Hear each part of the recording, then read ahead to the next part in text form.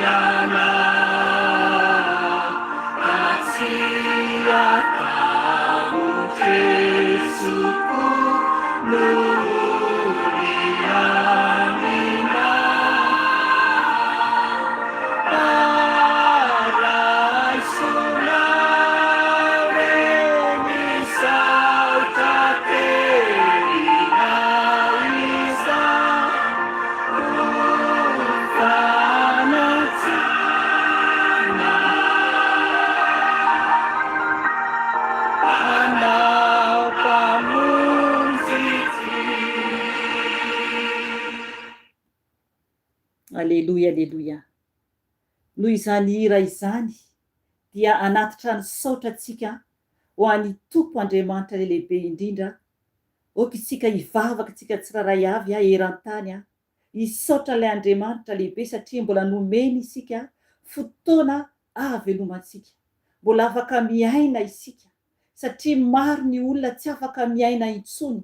Maniry ny olona sasany mba hiaina nefany efa eo ambava hoana ny fahafatesana.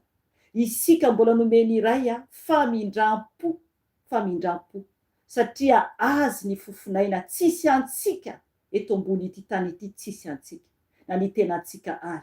Ka asandrato ny Tompo Andriamanitra ao hiainao anao izy, raha tena mivavaka amin'ny marina ianao misaotra azy, hitera azy, hivavaka antsika tompoko. Jesosy Tompo makasitraka anao izay, midera mankalaza anao Jesosy araka ny hira teo, satria ny fitiavanao Jesosy no mbola maheto anay tsiraray avy zanak'olombelona. Ray malala enao no deraina, enao no tadiavina, enao no ankalazaina, satria enao reny ihany no miazona izao rehetra izao. Enao no mamindra fo sy miantra ray eo. Ka misaotra anao izay, midera anao izay. Jesosy Tompo, ho any amin'ny iza moa izay, na ny fombafomba rehetra dia tsy mahamendrika anay izany, fa ianao rery ihany no mpamonjy. Ka manatitra ny saotra izay, manatitra ny dera izay ho anao Jesosy.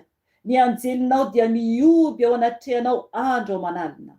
Ary izay Jesosy dia ny amin'ny feonay ny vavaka kely izay taonay Tompo tsy mendrika izay, ka misaotra Jesosy. Mangataka aminao Tompo, anatrika izao fotoana izao. Oka ianao anatrika ny zanakao tsiraray avy eran-tany Jesosy. Oka ny fanahy masonao no anamboatra anay, anovanay Jesosy, satria tsy mahavita tena izay. Hatreo izay Tompo fa aza mihodina minay anao Jesosy.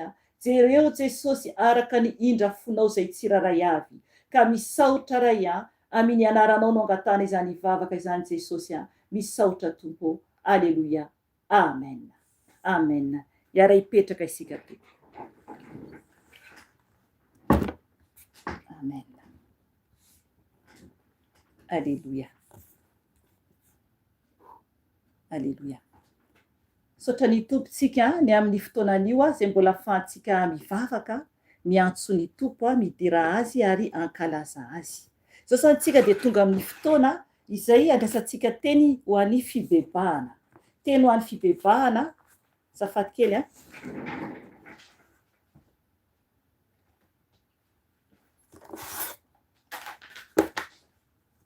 Teny ho an'ny fibebahana dia hitantsika izany ao amin'ny bokin'ny Ohabolana. Ohabolana no teny izany hibebahantsika an'io. Fantatsika tsara ny Ohabolana fa be dia be ny verset izay manambara fananarana, ary koa zany indrindra tena hoe fampitandremana antsika zany, ary fanavaozana antsika, ary koa mba atahorantsika an'Andriamanitra. Dia eo amin'ny bokin'ny Ohabolana zany no raisintsika an'io toko 7:20. Misy verset vitsivitsy raisintsika, dia misy koa ao amin'ny toko 7 zany 9:10. Io zany no raisintsika an'io zany. Dia misy verset ray koa ao amin'ny Salamo. Zany no raisintsika hibebahantsika zany.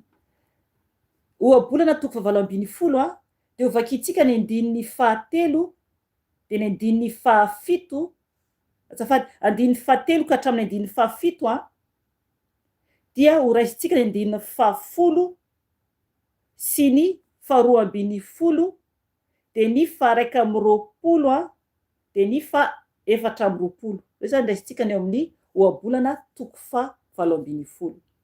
Rehefa malalaka ianao dia afaka mamaky izay tianao vakiana amin'izy ireo rehetra ireo zany, fa io zany no tarihin'ny fanahy masina zany ho antsika zany anio. Dia ao amin'ny Ohabolana toko 7:10 ho raisintsika koa, dia ao amin'ny Salamo Salamo voalohany, satria ny Salamo dia hira, ary koa zany hira sy vavaka no ao amin'ny Salamo ka atao hoe fa zany. Dia Salamo voalohany zany no raisintsika, fa ny 9:9 zany no raisintsika amin'io. Ovakiko ny eo amin'ny ohabolana toko fahavalo ambin'ny folo andiny fahatelo ka hatramin'ny fahafito dia manasa anao tena hiaino tsara ilay tenin'Andriamanitra satria tonga dia mety ho mazava aminao ny tiany fanahy masina ambara dia amin'io zany no angalantsika hibebahantsika zany rehefa avy eo amin'ireo verset ireo.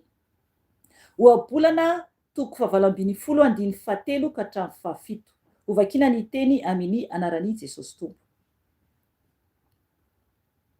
Andiny fahatelo.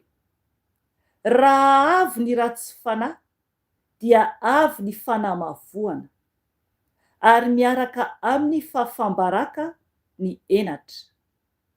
Rano lalina ny teny aloky ny vavan'olona ary rano miboiboika ny loharano ny fahendrena. Tsy mety ny manohana ny ratsy fanahy mba handreseny ny marina amin'ny fitsarana. Ny molotry ny adala dia miteraka ny fifandirana ary ny teny ataony dia miantsy fifamelezana. Ny tenin'ny adala no fandringanana azy ary ny molony ihany no fandriky ny tenany. Andiny fahafolo. Ny anaran'ny Tompo dia tilikambo mafy. Ny marina miazakazaka makao aminy ka tsy misy mahakasika azy. Andiny faharoa ambin'ny folo. Ny fireharehan'ny fony olona dia mialoha ny faharavana fa ny fanetretena kosa mialoha ny voninahitra.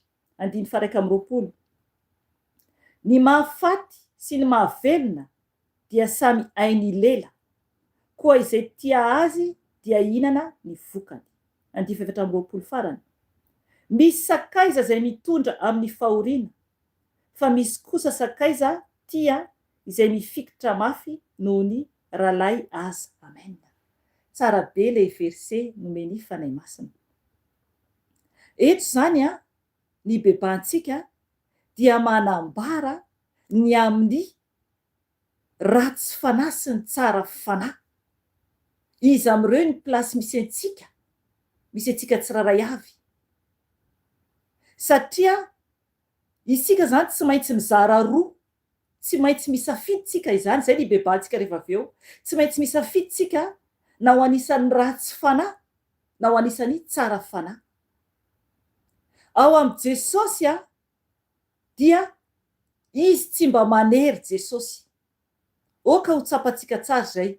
Andriamanitra tsy mba manery antsika fa omeny antsika safidy araka ny teniny hoe eo alohantsika ny fiainana sy ny fahafatesana. Fa fidio ny fiainana mba ho velona ianao. Amen. Manaova amen dia okantsika hifidy ny fiainana.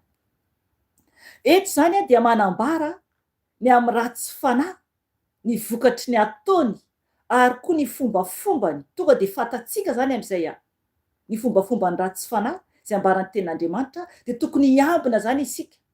Tokony hiambontsika tsy hanao tahaka azy ary koa tsy ho toy ny ratsy fanahy. Izay zany no tokony hitandremantsika. Eto amin'ny andiny fahatelo dia vaky toy izao ny Jesosy Tompo hoe raha avy ny ratsy fanahy dia avy ny fanamavoana ary miaraka amin'ny fahafambaraka ny enatra. Amen. Tena marina izany. Rehefa misy ratsy fanahy dia tsy maintsy isy fanaratsiana zay eo. Isy zavatra ratsy ambara zay eo. Manamavo, tsy mba manao tsara zany, tsy mba miteny tsara fa manaratsy zany. Zay ilay ratsy fanahy. Mety mahita olona toy izany ianao dia mitandrema zany ianao. Mitandrema zany ianao. Tonga dia ho fantatritsika eto anio alohantsika hibebaka ny amin'ny ratsy fanahy sy ny tsara fanahy. Engany antsika tsy ho toy ny ratsy fanahy. Amen. Raha misy toetra toy izany ao amintsika dia mila tsika mibebaka rehefa avy eo dia miala amin'izany. Satria mety mieritreritsika hoe toetra ohatra zao kosa tsy ratsy fanahy. Mila mitandrina tsika tompoko.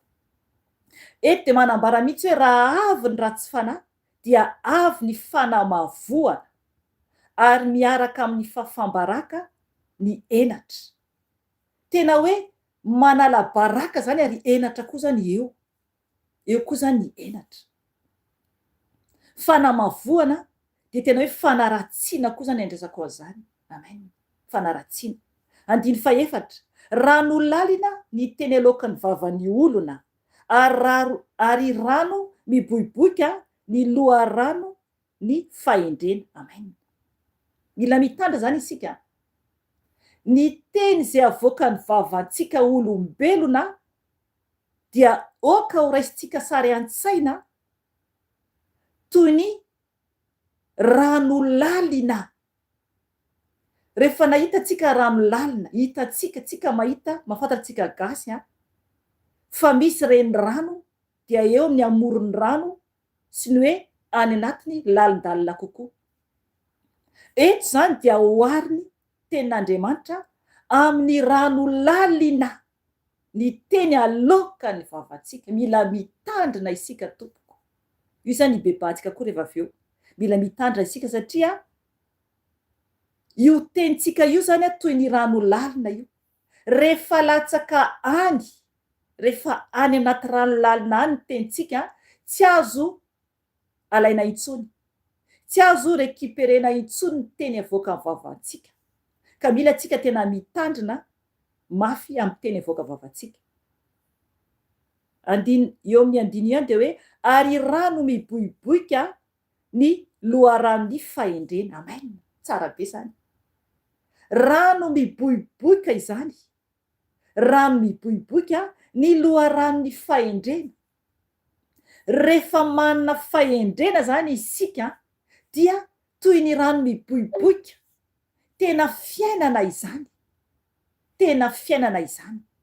Izay le hoe loharano miboiboika, le afo zany, lay fanay afo ao anatitsika. Zay le am'le teny fahendrena toy loharano miboiboika. Andininy fahadimy. Tsy mety ny manohana ny ratsy fanahy mba andresena ny marina amin'ny fitsarana. Amen.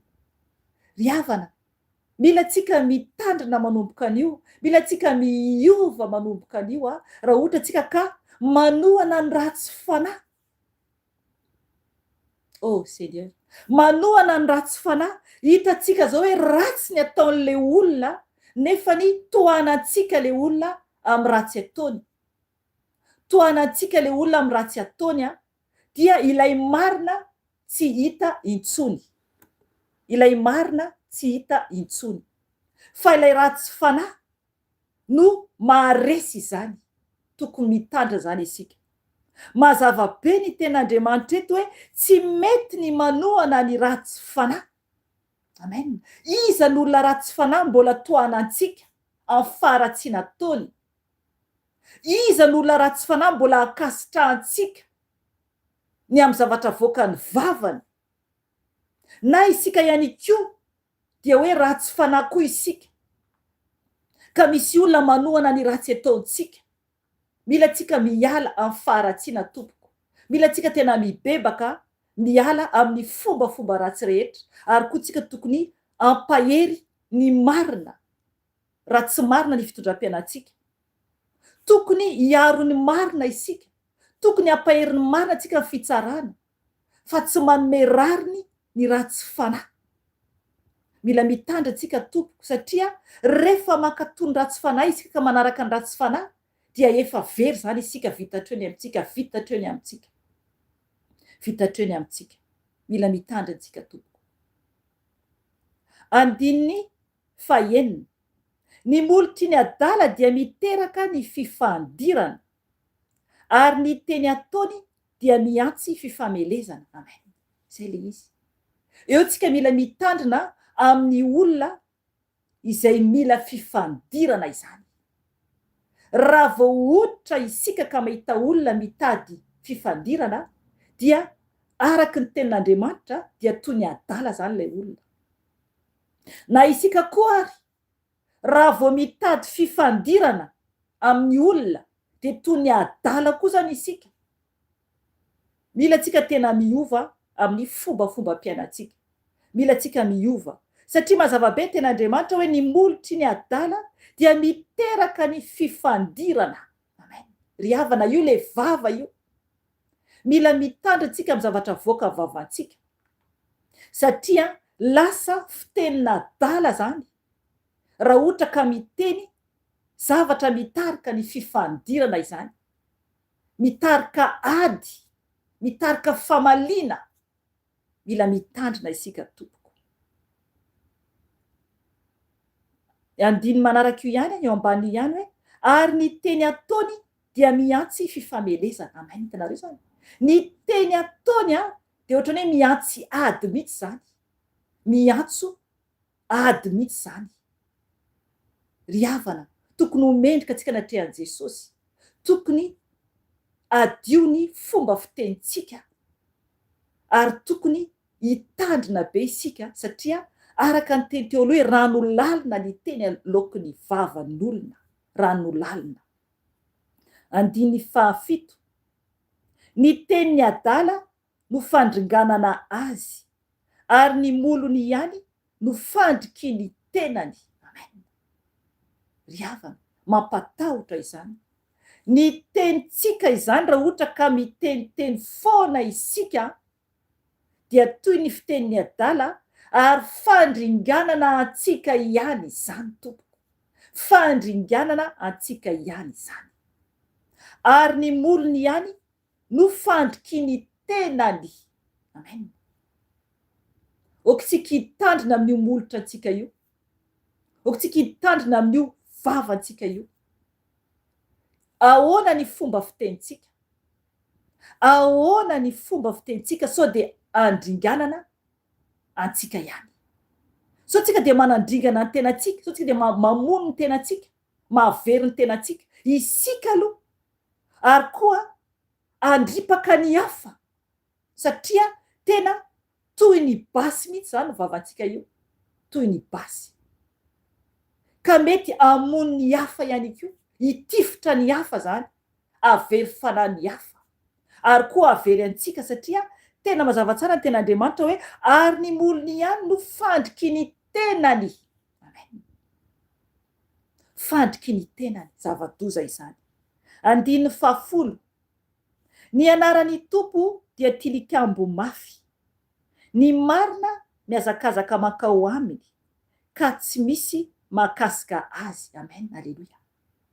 Eo zany le hoe ao amin'ny tompo ihany no azahoantsika famonjena. Ny anaran'ny tompo dia tilikambo mafy ho antsika izany. Tokony isika tena mandeha miazakazaka zany makao ary makasitraka any tompo izany satria ny marina no miazakazaka makao amin'ny tilikambony tompo. Oka isika tsy anisany ratsy fanahy, oka isika andeha anatona ny tompo hiazakazaka ao amin'ny tilikambony tompo, ao amin'ny anaran'ny tompo satria tilikambo mafy ho antsika izany. Tena hoe mafy ho antsika izany. Ny tilikambo dia zavatra avo ary tokony tena ambony indrindra no misy antsika arovan'i Jesosy eo ambony vatolampy. Zay le vatolampy miaro antsika. Tokony eo ambony vatolampy tsika fa tsy ety ambany. Tsy ambany. Ry havana, efa niteny teto ahako ny amina nofy anaty video nofy anankiray izay nisy efa ela be zany, ela be mihitsy antaonany maro. Nahita ahy miakatra amin'ilay ohatrana tendrombohitra. Tendrombohitra ohatrana vato zany izy io. Dia maizina be zany le toerana misy ahy satria nanaraka olona ako. Raha ohatra ka hitanao ato ny video rehefa ohatra ka mitady ianao nefa alobe antaonany maro any. Nanaraka olona zany tanatin'ny fianakaviana. Nitady an'ilay olona zany tanatin'ny fianakaviana dia noho ny aveo ako iverina hiakatra. Zany hoe ny aveo hiakatra zany amin'ilay tendrombohitra zany ohatrany tendrombohitra be io. Dia maizina be ilay lalana. Na ilay tanàna koa zany maizina be ilay toerana tadiavako an'ilay olona ao anatin'ny fianakaviana. Dia noho efa hiakatra ako dia malama be ilay fiakarana. Malama. Tsisy mihitsy hoe hitazomana. Fa miakatra ako dia migorisa. Miakatra ako dia migorisa miverina. Ry havana, ao anatin'ny aizina izany. oka isika tsy anaraka olona na hitady olona ao anatin'ny avantsika na ny ankonantsika hoe miverin-dalana le olona dia anaraka azy isika, fa toy izy ny fiakaranao ho any amin'ny tilikambo, toy izy ny fiakaranao ho any an-danitra ho any amin'i Jesosy. Zay isika mivavaka ho an'ny hafa fa tsy manaraka miverina mitady ny hafa, fa ny tompo no arahantsika. Satria tamin'ilay nofy dia sarotra tamiko niakatra ary tsy hitako hoe tonga teny ambony akory ahako, fa mbola amin'ilay lalana malama migorisa foana, miakatra kely dia migorisa foana malama be ary ao anaty aizina. Izay no mahatonga ny teny eto hoe ny anaran'ny tompo dia tilikambo mafy, ny marina no miazakazaka makao aminy ka tsy misy mahakasika azy. Amen. Ry havana, okontsika tena hoe ny anaran'ny tompo no ho tilikambo mafy iorenantsika. 2:12 ny fireharehan'ny fony olona dia mialoha ny faharavana, fa ny fanetretena kosa mialoha ny voninahitra. Amen. Ry havana, okontsika tsy hirehare intsony, satria ny firehariana avao anatin'ny fo izany, avao anatin'ny fo ny voan'ny sain-dratsy rehetra araka ten'Andriamanitra ny boky Mateo. Dia eto ny ten'Andriamanitra manambara amintsika fa ny fireharehan'ny fony olona dia mialoha ny faharavana. Ry havana, mialoha ny faharavana ny fireharehan'ny fontsika zanak'olombelona. Ibebaka tsika rehefa avy eo, raha misy amin'ireo toetra ireo ao aminao dia mibeba ianao. Jesosy ne iainao anao. Misy toetra amin'ny toetrantsika ireo matoa ny fanahy masina nanome an'ireo teny ireo. Ny firehariana dia mialoha ny faharavana. Okontsika netry tena, okontsika netry tena, satria ten'Andriamanitra manambara hoe fa ny fanetretena kosa mialoha ny voninahitra. Amen. Okontsika netry tena eo ambany tana maherin'i Jesosy tompo dia izy no anandratra antsika. Mazava be ny ten'Andriamanitra manambara an'izany. Izay manandra tena no ahetry, hoy ny ten'Andriamanitra, fa izay manetry tena kosa no asandratra. Asandratra. Oky Jesosy asandratra antsika foana amin'ny fiainantsika, fa tsika anetry tena. 2:20 ny mahafaty sy ny mahavelona dia samy hainy lela, koa izay tia azy dia hinana ny vokany. Amen. Hitanareo zany, zay le teny efa nytenen'ny fanahy masina teo ny amin'ny mifandray amin'ny hoe isika izany dia alohantsika ny fiainana sy ny fahafatesana. Ka eto dia mazava be ny teny fa ny mahafaty sy ny mahavelona dia samy hainy lela. Lelantsika io dia mahay mamono ary koa mahay mamelona.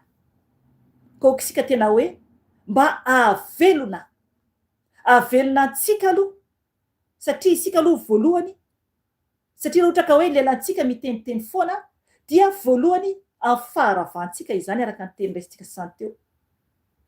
Okontsika aloha tena hoe hiaina ao amin'i Jesosy dia ny tentsika koa ahavelona olona hafa koa, ampahery ny hafa koa, fa tsy anapotika olona, tsy anapotika olona.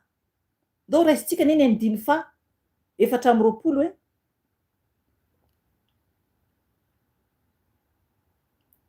misy sakaiza izay mitondra amin'ny fahoriana, fa misy kosa sakaiza tia izay mifikitra mafy noho ny ralay azy. Amen. Hitanareo zany, eo zany le hoe misy sakaiza, misy namana izany, na havana koa io, na ankonana koa io, raisiko tonga de fao be.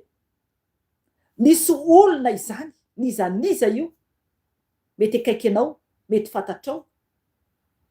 Misy olona izany mitondra amin'ny fahoriana, mitondra amin'ny fandravana izany, mitarika anao amin'ny ratsy, na mety anao ihany koa, na mety zay ihany koa. Mila isika tena mitandrina, oka isika tsy ho toy izany. Mila isika mitandrina, satria misy sakaiza zay mitondra amin'ny fahoriana, mampalahelo olona, mampitomany olona, mampijaly olona, mahavero ny fanahin'olona. mahavery ny fanain'olona. Mila antsika tena mitandrina tompoko. Mazava be ny teny hoe misy sakaiza izay mitondra amin'ny fahoriana, mitondra amin'ny fahoriana. Atao hoe sakaiza, atao hoe olona ty, atao hoe havana ty, ary havana tianao koa, sakaiza tianao koa, namana tianao koa, na ankonana tianao koa, nefa ny mitondra amin'ny fahoriana. Ry havana, mila antsika tena hoe mitandrina. Sao dia isika ihany koa izany. Mila antsika tena mibebaka. Sao dia isika ihany koa izany.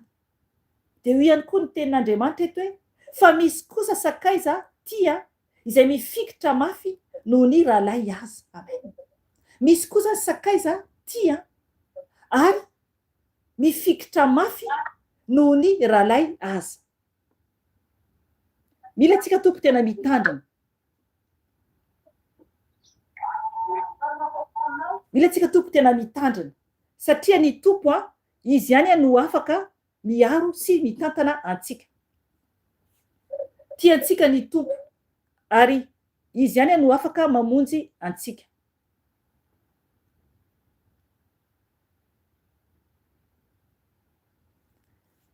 Mila antsika tompo tena mitandrina. Raisitsika ny ao amin'ny ohabolana 7 izay manambara ny amin'ny hoe ny fatahorana ny tompo. Ohabolana 7:10. Ny fatahorana ny tompo no fiandohan'ny fahendrena ary ny fahalalana ny ray masina no fahazavan-tsaina. Amen. Ry havana, ny fatahorantsika ny tompo Andriamanitra. Ny fatahorantsika ny tompo Andriamanitra no fiandohan'ny fahendrena. Rehefa matahotra an'Andriamanitra isika dia afaka miaro ny vavantsika. Io zany no fiandohan'ny fahendrena, ny fatahorantsika an'Andriamanitra. Ary ny fahalalana ny ray masina no fahazavan-tsaina. Amen. Rehefa mahalala antsika ny ray masina an'Andriamanitra dia mahay manomboka mazava ny saintsika, mahay manomboka mazava ny saintsika. Dia fantatsika tsara araka ny tenen'ny teram-piandohana amin'izay ny amin'ny hoe ratsy fanahy sy ny tsara fanahy. Dia tsy ho anisan'ny ratsy fanahy intsony isika. Tsy anisan'ny ratsy fanahy intsony isika. Ry havana, ao amin'ny Salamo voalohany haintsika rehetra io teny io. Afaka vakianao miadana fa tsy ho raisiko manontolo araka ny teneniko fa ny 9:9 ihany no ho vakiako. Salamo voalohany dia manambara ny amin'ny hiafaran'ny tsara fanahy sy ny hiafaran'ny ratsy fanahy. Eo zany tsika mahatonga antsika hibebaka dia noho ny zavatra anjo an'izay olona ratsy fanahy. Ny amin'ny fombafomba rehetra, ny amin'ny fiteny izay zavatra nambarantsika teo. 9:9 Salamo voalohany. Vakiako amin'ny anaran'ny tompo ny teny. Fa fantatry ny tompo ny lalany marina. Makany amin'ny fahaverezana kosa ny lalany ratsy fanahy. Amen. Hitanareo zany. Eto zany dia fantatry ny tompo ny lalany marina. Marina ve tompoko ny lalantsika? Marina ve tompoko ny lalantsika? Ny tompo no mahita an'io lalantsika io. Ny tompo ihany koa nefa mahita ny ataony ratsy fanahy. Hita ny tompo tsara ny ataony ratsy fanahy. Dia lalany ratsy fanahy dia makany amin'ny fahaverezana. Afo be izany, fahaverezana mandrakizay izany. Ka tokony tsika hitandrina. Aokitsika hiala amin'ny fombafomba ratsy rehetra izay voambara tao amin'ny bokyny ohabolana izay niraisintsika teo. Mba tsy ho anisan'ny ratsy fanahy isika. Ary koa tsika tena hoe hiala amin'ny fiteny tsy mendrika rehetra mba tsy handratra olona ary koa tsy havery fanahintsika. Ry havana, andohalika isika hibebaka. Angataka ny famindram-pon'ny tompo amintsika satria tsy mendrika isika. Tsy mendrika isika zanak'olombelona dia hibebaka tsika angataka ny famindram-pon'ny tompo mba amindra fo amintsika ny Jesosy. Enao no mahalala ny mombamombanao. Enao no mahalala ny fomba fiainanao amin'ireo voambara rehetra teo. Iza amin'ireo no fantatrao fa iainanao ny amin'ny faratsiam-panahy izany. Jesosy no mampafantatra anao ary koa mampafantatra koa ny zavatra tsy mety amin'ny ny ataontsika.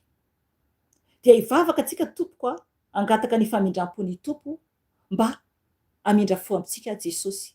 Oka mihitsy a hibebaka ny tsiraray avy a ary angataka aminy a mba amelantsika izy.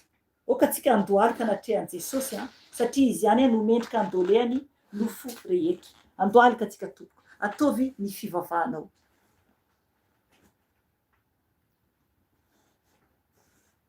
Jesosy tompo, misaotra anao izay Jesosy satria mbola afaka Jesosy a mandohalika Jesosy eo anatrehan'ny seza fiandriananao.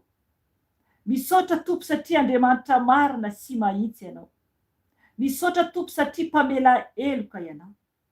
Misaotra tompony amin'ny teny izay nomenao anay teo Jesosy a manambara Jesosy a ny amin'ny ratsy fanahy, ny hafanany ratsy fanahy Jesosy. Tompo, mamindra fo aminay satria voambara teo ny verimberina momba ny amin'ny molotra sy ny fiteninay. Diovy ny vavanay tsiraray avy Jesosy. Diovy ny fomba fiteninay Jesosy. Mamela anay anao. Sasao amin'ny ranao zay Jesosy malala o mba adio eo anatrehanao. Mba tsy ho anisan'ny ratsy fanahy zay tompo ka mamela anay zanakao ianao. Diovy ny fomba fiteninay. Diovy ny molotray Jesosy a. Sasao amin'ny ranao ny vavanay Jesosy mba tsy hanotanay aminao. Ifonana aminao tompo ny teny mandratra rehetra izay teny navoakanay tavavanay, izay nandratra ny tenanay ihany ary koa nanimba ny hafa Jesosy.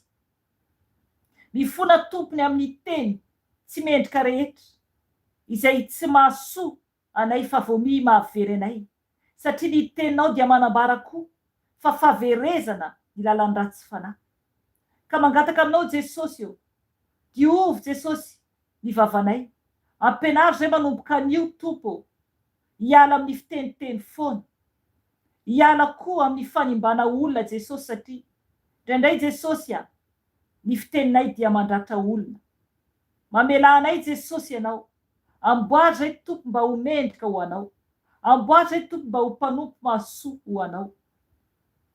Tompo, sasao amin'ny ranao ny vavanay, sasao amin'ny ranao ny lelanay mba tsy hanotanay aminao. Diovy koa Jesosy ny fisainanay satria ny fisainanay Jesosy a dia indraindray Jesosy a tsy araka ny fisainanao.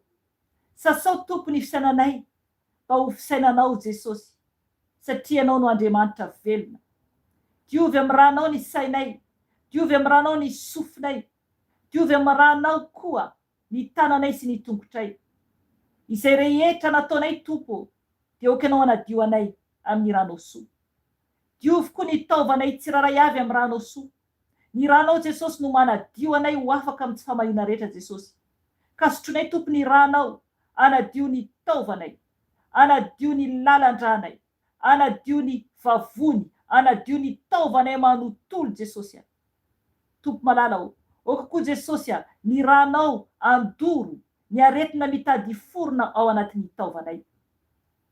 Ianao no dokotera ambony dokotera rehetra Jesosy a, ka diovy Jesosy amin'ny ranao ny taovanay manontolo, ny tenanay manontolo. Okanao andoro zay tsy novolenao tamin'ny tenanay. Okanao andrava zay tsy novolenao tamin'ny tenanay. Jesosy tompo, ianao no Andriamanitra, ianao rery ihany no tompo, ka okanao ampianatra anay mandrakariva mba haizanay mankatoa anao. Mamindra fo Jesosy amin'ny zanakao tsiraray avy zay mibebaka aminao anio. Na oviana tompo no hibebaha zanakao amin'ny izao YouTube izao Jesosy na koa WhatsApp. Dia okanao tompo amindra fo amin'ny zanakao tsiraray avy. Okanao amela zanakao tsiraray avy Jesosy. Mamindra fo amin'ny tany ianao satria feno faharatsiana ny tany. Mibebaka zay tompo any Madagasikara tandrazanay. Hitanao Jesosy ny zavatra miseho any Madagasikara. Mamela Jesosy ny gasy isam-batan'olona ianao. Mamindra fo Jesosy ny amin'ny fiteny tsiraray avy. Tompo, mamela ianao Jesosy any Madagasikara. Tompo malala o, mamindra fo Jesosy satria Andriamanitra mpamela heloka ianao. Amboary Jesosy ny tandrazanay. Amboary tompony zanakao tsiraray avy. Mamindra fo Jesosy ny amin'ny mpanompo sampy. Mamindra fo Jesosy ny amin'ny mpijangajanga. Mamindra fo Jesosy ny amin'ny mpivaritena, mamindra fo Jesosy ny amin'izay tsiraray avy Jesosy miantso anao Jesosy. Tompo malala o. Rehefa miantso anao tompo izy ireny Jesosy dia mamindra fo aminy ianao. Ka sio Jesosy ny fanahiny tsiraray avy mba hiverina aminao. Mamindra fo tompo amin'ny zanakao eran-tany ihany koa Jesosy mibebaka izay ho an'izy ireo. Mamela Jesosy ny zanakao tsiraray avy eran-tany. Eo koa tompo ny ankonanay tsiraray avy izay manana kohonana. Mamindra fo Jesosy, amboary Jesosy zanakao tsiraray avy. Mamela eloka Jesosy. Amboary tompony tsiraray avy. Avaozy Jesosy. Tompo malala o. Ianao ilay Andriamanitra velona sy mahery. Ianao ilay tsara indrindra ary masina indrindra. Sotranao fanay masina satria eto ianao. Tompo malala o. Ianao koa efa niteny roay ny devoly. Ka raisinay Jesosy ny hery sy fahefana. Ka hitsanga zay tompo androka ny asa ny favalo. Ka mianaranao tompo avy a Nazareta no andidinay sy androanay ny asa maty Satana rehetra, zanatsipika zay mitady alefa ny fahavalo dia atorana amin'ny ranao zany Jesosy. Ravana amin'ny ranao zany Jesosy tsy manan-kery, tsy manam-pahefana. Fa ndavaky ny eny ny asanareo Satana, potena amin'ny ranao zany Jesosy. Tsy manan-kery, tsy manam-pahefana. Didina amin'ny razana rehetra nareo, efa resy nareo. Miala devoly ny Belzebuba, potena amin'ny ran'ny Jesosy, ravana amin'ny ran'ny Jesosy. Torona amin'ny ran'ny Jesosy, davaky ny eny ny plasinareo na ran'ny Jesosy avy a Nazareta. Miala koa devoly Lucifera, didina amin'ny ran'ny Jesosy nareo, potena amin'ny ran'ny Jesosy avy a Nazareta. Torona amin'ny ran'ny Jesosy, davaky ny eny ny plasinareo, davaky ny eny ny plasinareo, tsy manan-kery, tsy manam-pahefanareo, fa resy nareo. Miala koa devoly mena Ranaela. Torana amin'ny ran'ny Jesosy, rafana amin'ny ran'ny Jesosy, andavaky ny elo ny plasinareo, tsy manan-kery, tsy manam-pahefana. Efa resy nareo menarana ela, efa resy. Ravaravana amin'ny ran'ny Jesosy, potena amin'ny ran'ny Jesosy, miala devoly ny dragona. Torana amin'ny ran'ny Jesosy, tapahana amin'ny sabatry Jesosy, ravana amin'ny ran'ny Jesosy, potena amin'ny ran'ny Jesosy, tapatapahana devoly ny dragona amin'ny ran'ny Jesosy Nazareta, tsy manan-kery, tsy manam-pahefana. Efa resy nareo. Torana amin'ny ran'ny Jesosy, miala koa devoly tsy fakatoavana rehetra, potena amin'ny ran'ny Jesosy, ravana amin'ny ran'ny Jesosy, torana amin'ny ran'ny Jesosy. Andavaky ny elo ny plasinareo, miala koa devoly ny Jezebela, potena amin'ny ran'ny Jesosy, ravana amin'ny ran'ny Jesosy, torana amin'ny ran'ny Jesosy, miala amin'ny ankonanay, miala amin'ny tokantranay, miala amin'ny asan'Andriamanitra, koa nareo ravana amin'ny ran'ny Jesosy, ny fanaratsitra dia andavaky ny elo ny plasinareo, miala koa devoly zavavan-drano, torana amin'ny ran'ny Jesosy, ravana amin'ny ran'ny Jesosy, davaky ny elo ny plasinareo, davaky ny elo ny plasinareo, tsy manan-kery, tsy manam-pahefana, fa resy nareo, ravaravana amin'ny ran'ny Jesosy, ravaravana amin'ny ran'ny Jesosy, torana amin'ny ran'ny Jesosy, tsy manan-kery, tsy manam-pahefana, ravana amin'ny Jesosy, ny asa maty Satana rehetra, torana amin'ny ran'ny Jesosy. Fodroina amin'ny ran'ny Jesosy, fodroina amin'ny ran'ny Jesosy, torana amin'ny ran'ny Jesosy, devoly fanompontsampy rehetra, potena amin'ny ran'ny Jesosy, ravana amin'ny ran'ny Jesosy, torana amin'ny ran'ny Jesosy, ravana amin'ny ran'ny Jesosy, torana amin'ny ran'ny Jesosy, miala amin'ny ankonanay, miala koa amin'ny asan'Andriamanitra, miala koa amin'ny YouTube, miala koa amin'ny WhatsApp, torana amin'ny ran'ny Jesosy, ravana amin'ny ran'ny Jesosy, ny vavaratsitra lefa ny fahavalo tsisy ambinina fa potena amin'ny ran'ny Jesosy, ravana amin'ny ran'ny Jesosy, ny ozona rehetra, potena amin'ny ran'ny Jesosy, tsisy anaraka anay zany, tsisy anaraka anay zany, fa ravana amin'ny ran'ny Jesosy, torana amin'ny ran'ny Jesosy, potena amin'ny ran'ny Jesosy, ny ozona rehetra, ravana amin'ny ran'ny Jesosy, torana amin'ny ran'ny Jesosy, potena amin'ny ran'ny Jesosy, tsy manan-kery, tsy manam-pahefana, efa resy nareo, ny lien rehetra zay mamatopatotra ny famillanay zany, ny amin'ny fanompontsampy dia brisena amin'ny ran'ny Jesosy, brisena amin'ny ran'ny Jesosy, torana amin'ny ran'ny Jesosy, ravana amin'ny ran'ny Jesosy, miala amin'ny tokantranay, miala amin'ny ankonanay, miala amin'ny asan'Andriamanitra,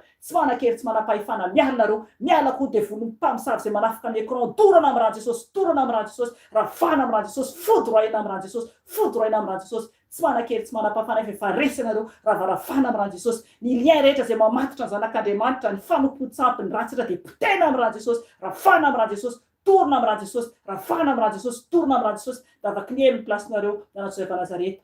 Raha anao Jesosy ka andrakotranay tompo malala ao. Ianao tompo Andriamanitra velona sy mahery koa, raha anao tompo andrakotranay tsiraray avy.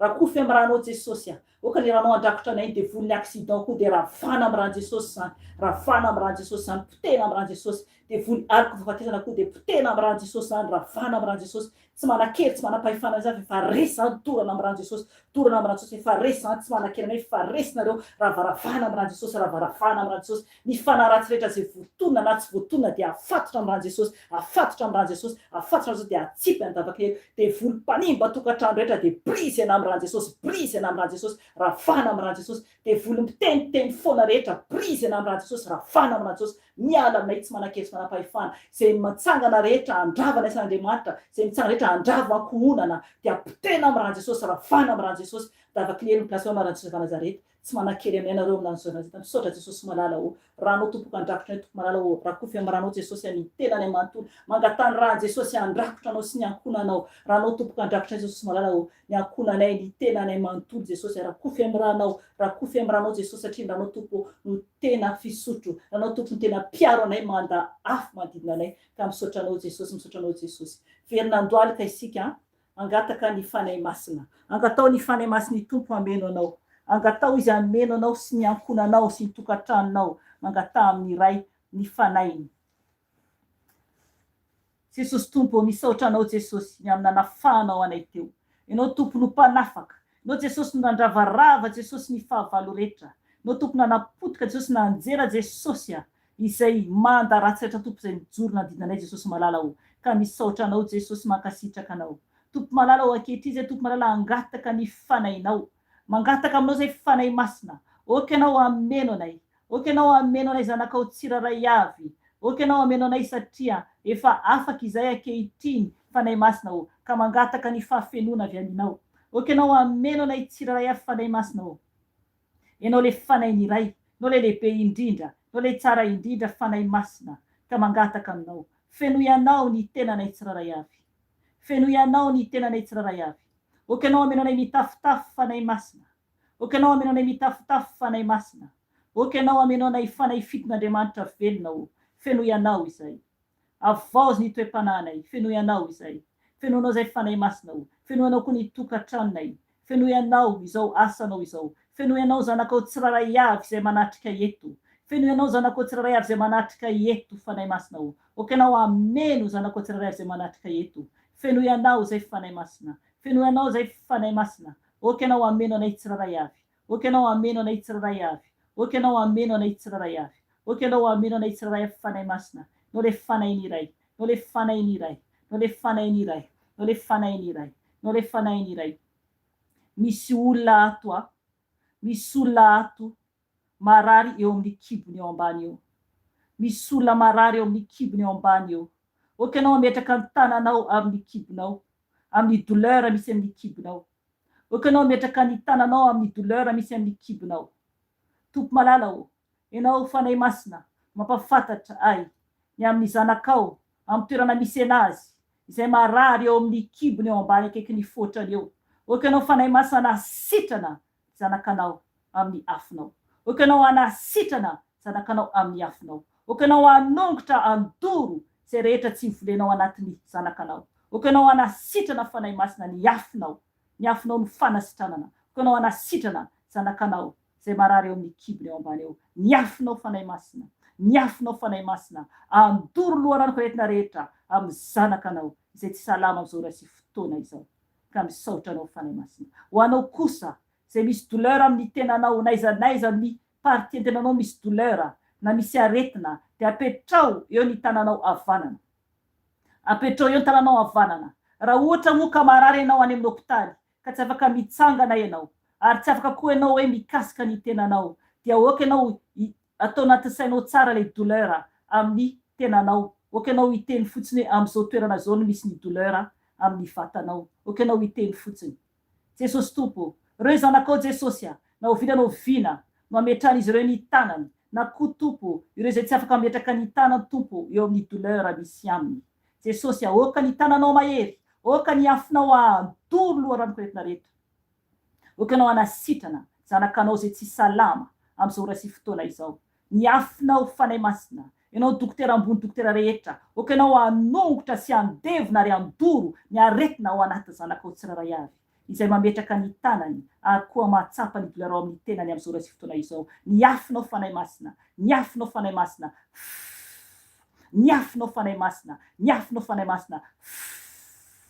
manasitrana mandevina ny douleur rehetra ny aretinandoha ny aretina rehetra ny ninona izany dia torana amin'ny afo fanay masina torana amin'ny afo fanay masina torana amin'ny afo fanay masina torana amin'ny afo fanay masina torana amin'ny afo fanay masina sitrana amin'ara Jesosy tompo ianao misaotra anao Jesosy satria tsara indrindra ianao ny finoanao no mahavonjy anao manana finoana ianao misaotra Jesosy misaotra fanay masina satria tsara indrindra ianao misaotra ray malala satria lehibe indrindra ianao ny voninahitra ho anao Jesosy midera ho anao Jesosy ianao mbola manasitrana foana mandrapatapitra tontolo izao ary tsy miova ny falebiazanao ny voninahitra ho anao tompo. Aleloia, aleloia, aleloia. Anaranao ny angatana izany vavaka izany. Aleloia, misaotra Jesosy. Amen.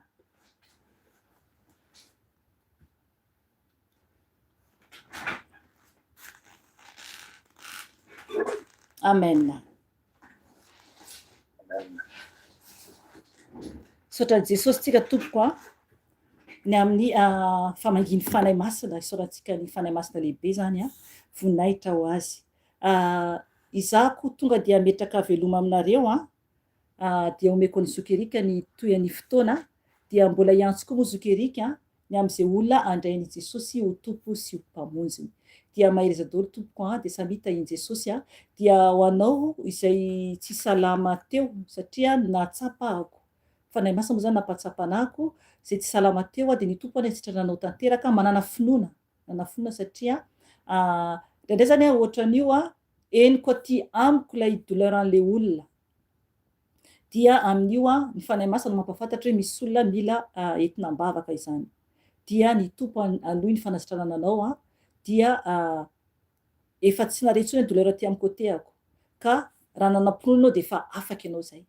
Dia naveo teo ampovoan'izay koa tarinazay koa dia eniko ndray koa amin'ny loha misy koa olona mararendo dia efa afaka koa ny aty amin'ny côtéako fa ingany ho afaka koa nefa ny any amin'ny côté anao. Amen. Manana finoana tompo satria tiantsika Jesosy dia voninahitra ho an'i Jesosy dia mametraka veloma aminareo zako fa omeko zokerika ny toyany fotoana. Veloma tompoko. Amen. Amen. Amen. Amen. Dia misaotra ny mpanompontsika ny amin'ny fotoana efa natomboka teo zany ny amin'ny fibebahana ny tenin'Andriamanitra ny fanahy masina namangy dia sorantsika ny tompo ny fanasitahana sady izay efa nomeny ihany koa dia voninahitra ho an'Andriamanitra rery ihany mamerina ny fiarabanantsika rehetra moa zany mampitombona amintsika mandrakariva ny fahasoavana sy ny fiadanana avy amin'Andriamanitra ray sy Jesosy Kristy tompo ary indrindra amin'ny firaisana ny fanahy masina izay efa nangatantsika teo inoantsika fa eo amintsika ozy sy miaraka ny teny tanamatina tenin'Andriamanitra ary ao anatinareo ozy izy dia saotra ny tompontsika alohan'ny zarantsika ny tenin'Andriamanitra ny tompo no mahafantatra ny mety hoe ela ve sa vetivety fa ny mila antsika zany maharitra mila antsika maharitra satria nisy tenin'Andriamanitra ny kampizaraina amin'ny herinaratra teo zany amin'ny fiarahan'ny vavaka aminao tsapy dia niteny mihitsy izy hoe mila miaritory maharitra amin'ny vavaka fa na ny mpianatra ary izay nivelona fa hoe matanjaka sy mahery finoana niaraka tamin'i Jesosy ry Petera sy Jaona sy Jakoba tsy naharitra ny aritory niaraka taminy adiny iray ihany fa antsika zany mangatsaka antsika zany mba haharitra amin'ny mety hoe fiainona ny tenin'Andriamanitra amin'ny farany moa zany raha mbola tsy nandray an'i Jesosy ianao dia araka ny teny teo misy vavaka izay mety hoe arahanao andraisanao an'ny tompo raha niembitra variana koa dia fotoana koa zao hanaovaozana ny fanoloran-tena. Saotra ny tompontsika dia alohan'ny hamakiantsika ny teny efa horaisintsika sady ny Matthieu 5:10. Matthieu 5:10 zany dia ny horaisintsika ny andininy faharoa amby telopolo ka hatramin'ny fahasivy amby telopolo. Matthieu 5:10, roa amby telopolo ka hatramin'ny fahasivy amby telopolo farany amin'ny Matthieu zany io fa 10 fa alohan'izay dia hivavakantsika tompo. Eny ry Andriamanitra raha izanaka fanahy masina misaotranao izay ny amin'ny fanatrehanao mandrakariva misaotra amin'ny famindrapo eny tompo mbola misaotranao foana izay satria ianao manome aina tanjaka hery fahasalamana ianao miaro aminay satria tsy toy izao izay raha tsy noho ianao no mbola natanteraka ny fotoana koa ahafahanay mifampahery mifampizara indrindra nandray ny teny fampibebahana nafahanay nandray ny fahefana nandroaka ny asan'ny maizy ny asan'ny devoly indrindra ilay fanahinao masina tokoa nomenao anay ilay fanahy manolo-tsaina manolo-pahendrena ilay fanahy fatakarana hiteny ampafantatra aminay koa ny sitraponao roka tsisy ambaraka fa tsy ny teninao ihany tokoa araky ny teny lazaina teo roka tsisy feninay fa tsy ny feonao Jesosy ka dia mitenena foana araka ny fombanao fa voninkaino izay tompo amin'ny anaranao Jesosy Kristy no vanizam-bavaka izany. Aleloia. Amen. Amen. Dia arak'izany ny teny zany dia eo amin'ny Matthieu 5:10 io efa nentina nampibebahana izy io tamin'ny helina. Raha teo zany ianao tamin'ny helina dia nampibebahana nanomboka tamin'ny 10 fa ny teny zany dia vakiantsika ny toy ny amin'ny 5:10 ny Matthieu 5:10. Araka ny fanazavana moa zany tamin'ny herinandro dia ny fanahy masina no mampafantatra ny teny hoe gavantsaiky na ny fanazavaiko na tsy nazavaiko ny antony nanomezan'ny fanahy masina hoe fanahy masina ny heverantsika anazy satria ny tompony rehefa miteny dia amin'ny alalan'ny fanahiny. Fa tao anatin'ny nofy dia manofy ohatrany hoe makeny an-tsena zany dia misy olona mivarotra entana dia manana ohatrany tsena any Madagasikara reny zany na tsena Kalamanjana reny dia misy olona mivarotra entana ao anaty vilia kely. Dia le entana ohatrany hoe misy mifangaro, voankazo, mofomofo na ohatran'izany fa rehefa nanontaniako ilay olona dia hoe ohatrinona ny entanao dia matio izy matio. Zany ny teneniny.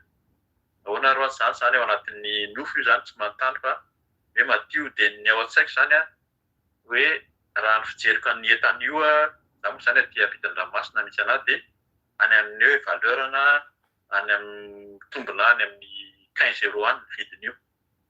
Dia ny toy ihany ny toromasoko fa noho ny natory zany dia misy fanazavana hoe ny Matthieu 5:10 no tokony ho vakianao. Zany ny tenin'ny fanahy masina zany dia efa nentina ny bebahana moa zany ny Matthieu 5:10 io ny bebahantsika tamin'ny heriny dia ny 1 ka najanontsika teo amin'ny 1 fa araka amin'ny telopolo teo zany izay fehezy kely ihany mba ho an'izay mbola tsy teo zany fehezina ihany hoe inona no zavatra niseho. Ny 1 ka hatramin'ny 20 teo dia milaza ny amin'ny hoe Jesosy sy ny fomban-drazana. Ela be zany ny indrindra moa zany tany amin'ny toerana tsy any amin'ny marika manko izy io koa voateny fa any amin'ny toerana tsy misy jiosy io zany natogavan'i Jesosy teo. Dia nisy fariseo sy mpanolo-dalàna moa izy nanontany an'i Jesosy tao amin'ny 1 ka hatramin'ny 20 zany hoe nahoana ny mpianatra no tsy manasa tanana rehefa mihinan-kanina dia tsy manaraka ny fampianarana voatolotry ny razana ny fomban-drazana zany dia niteny Jesosy hoe tsy fantatrareo marina hoe misy lalàna satria fampianarana kely moa zany efa nazavana ihany fa tsara averina mba zavatra amintsika fa misy lalàna amin'ny Mosesy ozy izy izay nitenena taminareo fa tsy izany naranareo fa misy lalàna izay divanareo hevitra azafady. Ny jiosy tany amin'ny sinagoga satria ny tempoly dia tao Jerosalema ihany fa manodidina ankoatran'i Jerosalema zany dia sinagoga no ivorian'ny jiosy isian'ny fampianarana sy fotoam-pivavahana fa tsy solona zany any ao Jerosalema ihany nataony solona fa any ivelany zany dia fampianarana. Dia ny fanaon'ny zareo mamaky ny lalàna Mosesy izy. Ny lalàna Mosesy zany dia ny Genesis, ny Exodus, ny Leviticus, ny Numérie sy ny Deutéronomie zany ny hoe lalàna Mosesy izay nomena amin'ny Mosesy tamin'izy tao amin'ny tendrombohitra Sinay zany tamin'izy niaona tamin'Andriamanitra nahazo ny 10 ihany koa na ny teny 10. Zay nahatonga an'ilay hoe io zany vakiany zareo dia miady hevitra zareo dia efa misy fanapahan-kevitra raisin'ny fariseo dia misy lalàna izay soratan'ny zareo izay mahatonga ny anaran'ilay sasany zany tsy misy eo taloha tamin'ny andro Mosesy fa tamin'ny andro taty amin'ny Jesosy taty dia misy koa natao hoe mpanoran-dalàna. Soratany ilay lalàna izay vokatry ny ady hevitra na vokatry ny eritreritra hoe zany hoe izao kosa angamba mety adika atao amin'io dia amin'izao ny jiosy dia tena beda be mihitsy ny lalàna izay nivoaka tamin'ireo fampianarana sy ady hevitra niraisin'ny zareo ireo zany amin'ny teny hebreo izy dia antsoina hoe Talmud, TALMUD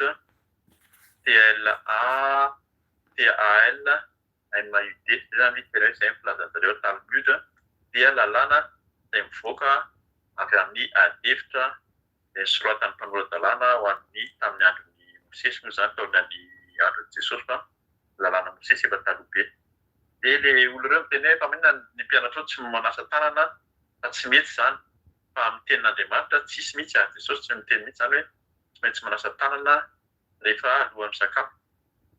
Misy ary ny fotoana hoe fa maninona ny mpianatra no mihinan-kanina mandritra ny sabata fa Jesosy mihitsy niteny satria zareo rehefa noana zany dia nandalo tamin'ny toerana misy sakafo dia nisakafo zareo nihinana voambaro izy fanazavana azy ka nazavain'i Jesosy tamin'le fanazavana azy dia hoe ny teniny ary mahery fa raisikely ihany hoe ity firenena ity izy dia manaja amin'ny olony fa ny fony kosa lavitra ahy koa zava-poana ny vavan'ireo amiko zava-mpianatra didin'olombelona ho fampianarana izy any amin'ny Isaia 7:20-7:30 zany ka nitenin'i Jesosy hoe tsy izay zavatra rehetra miditry ny vavan'ny olona ny maloto azy fa ny zavatra rehetra mivoaka ny vavany dia niteniny hoe izay mivoaka ao vava izy ny voan'ny sainjavy dia ao zany no maloto.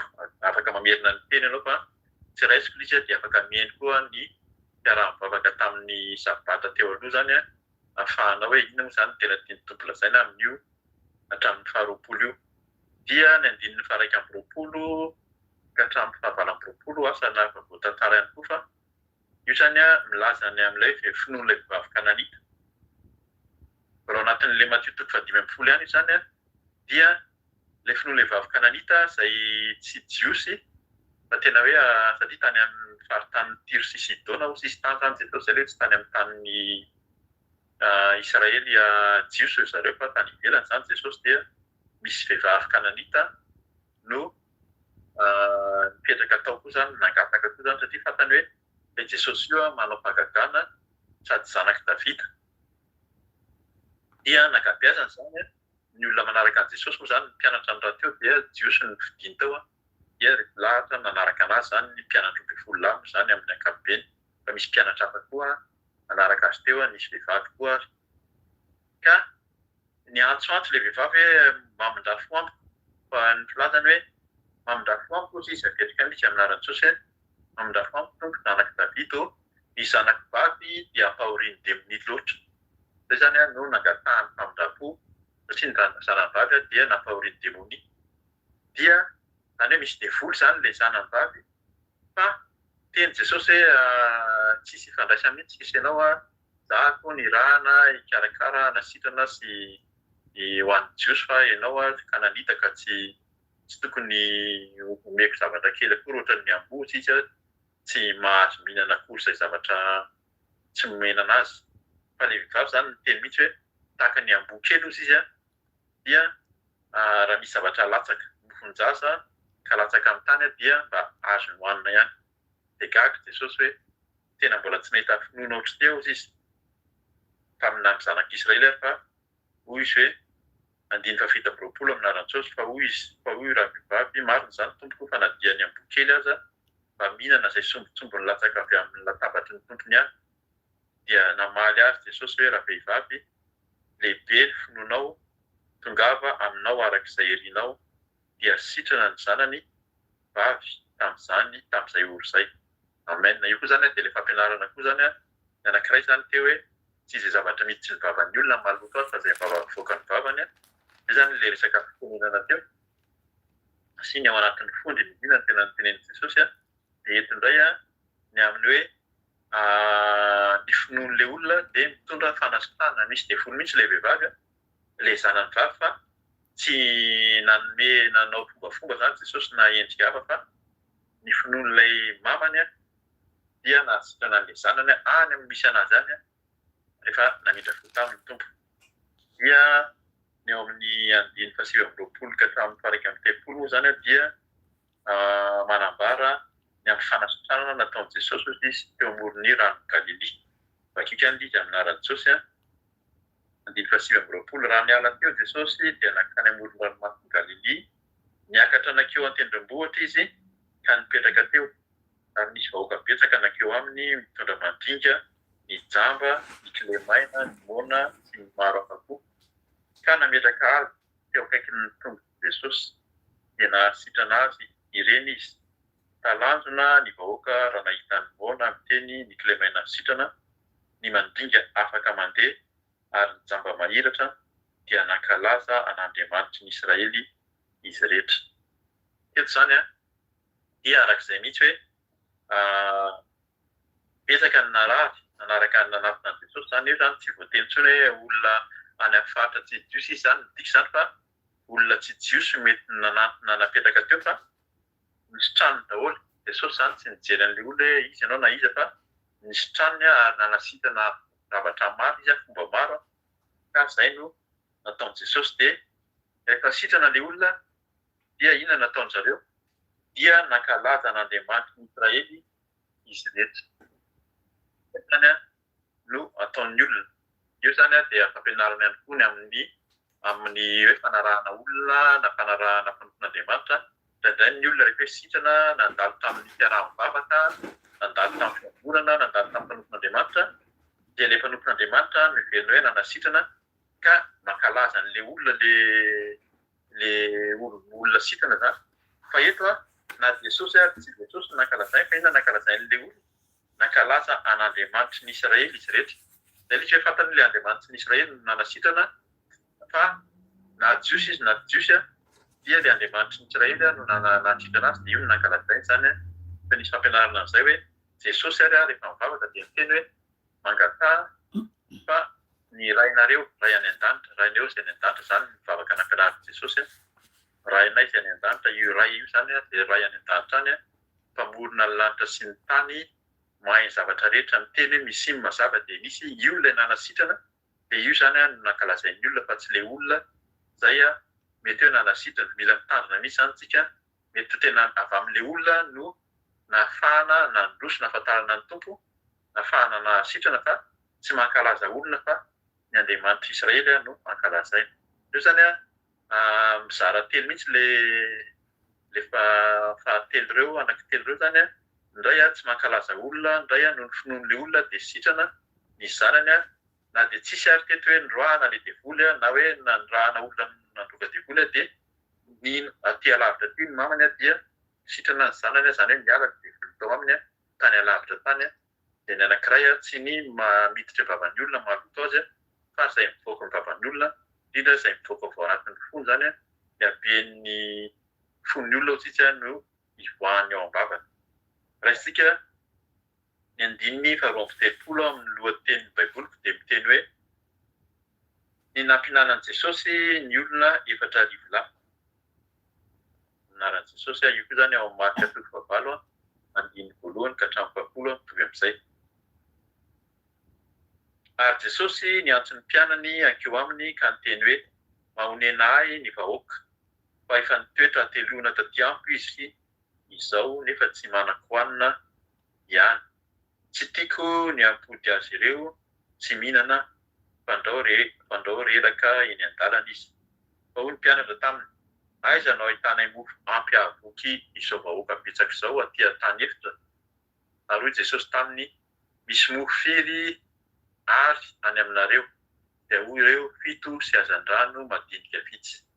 Dia nandidy ny vahoaka hipetraka amin'ny tany izy ary nandray ny mofo 7 mba amin'ny hazan-drano izy. Koa rehefa nisaotra dia namaky izany ka nanolotra azy ho an'ny mpianatra, ary ny mpianatra kosa dia nanolotra izany ho an'ny vahoaka. Nihinana avokoa izy rehetra ka voky. Rehefa nangonina ny sombitsombiny sisa dia tsy lany dia nahateno fitsobika. Ary izay nihinana dia 4,000 lahy afa-tsy ny zaza amam-behivavy. Ary noho efa nampody ny vahoaka izy dia niondrana antsambo kely ka nankany amin'ny sistan'ny Magadana. Amen. Zay zany ny teny raisintsika fampiresana amin'izao hoe inona indray ny tiany fanamasina tenenina amin'ny Timotheo 5:5 zay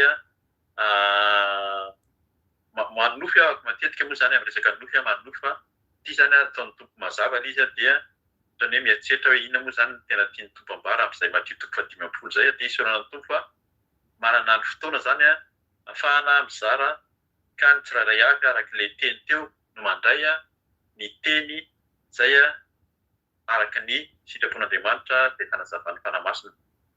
Andiny faharoa amby telopolo amin'ny anaran'i Jesosy hoe ary Jesosy niantso ny mpianany ankeo aminy ka niteny hoe mahonena ahy ny vahoaka fa efa nitoetra telona taty amiko izy nefa atelona taty amiko izy izao nefa tsy manan-kohanina ihany.